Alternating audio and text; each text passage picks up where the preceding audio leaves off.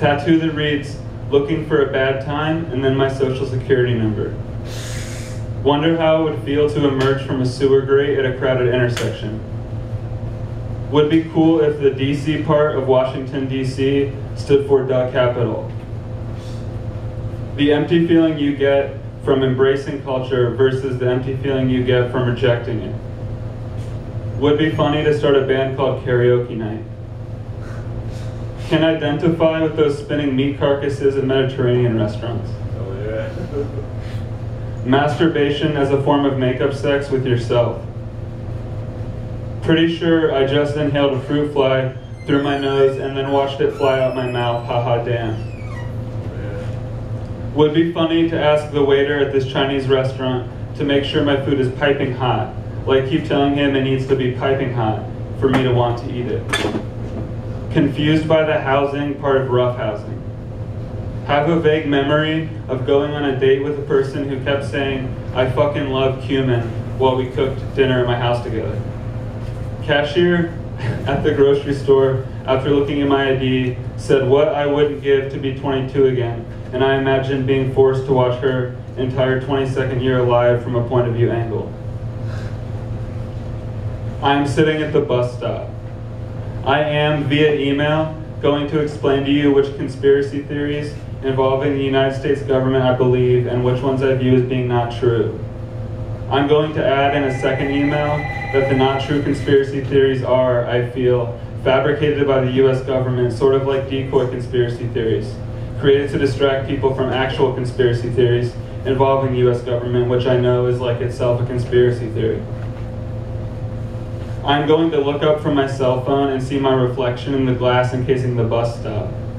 I'm going to adjust my hair and put my hood up.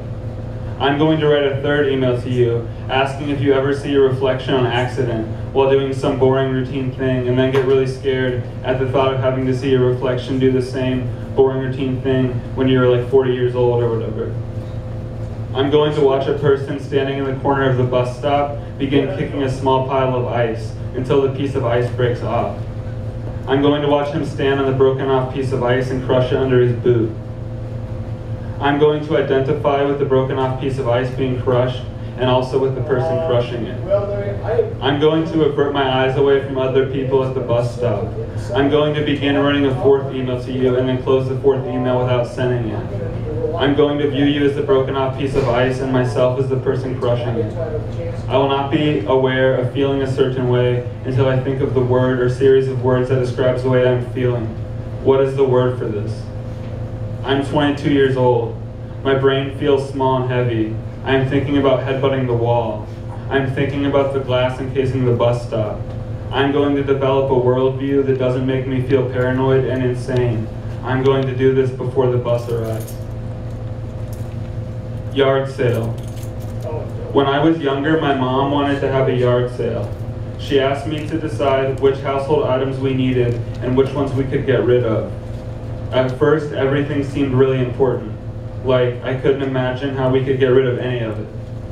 But I reluctantly began moving boxes of things to the yard. I got rid of all my books and records. I got rid of my couch.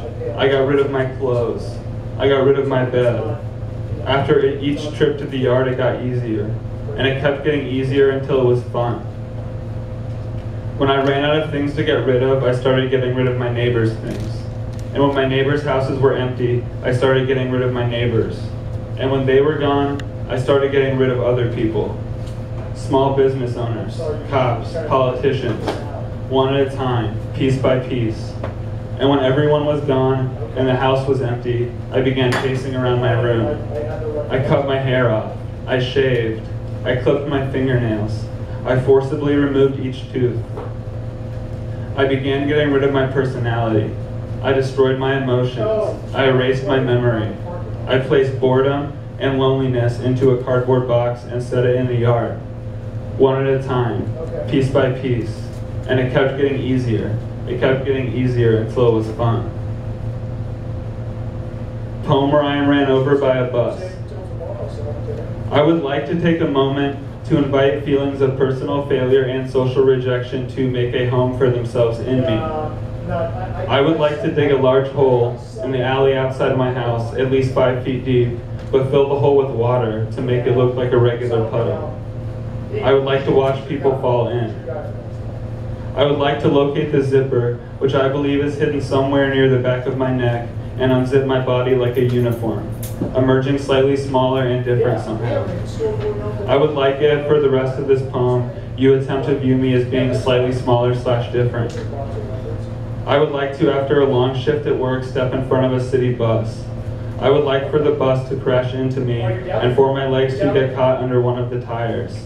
I would like to watch people on the bus exit the bus and stand around my body, appearing nervous and concerned. Sounds good. I would like to make eye contact with each person standing around my body, still prone on the street, and begin slowly nodding.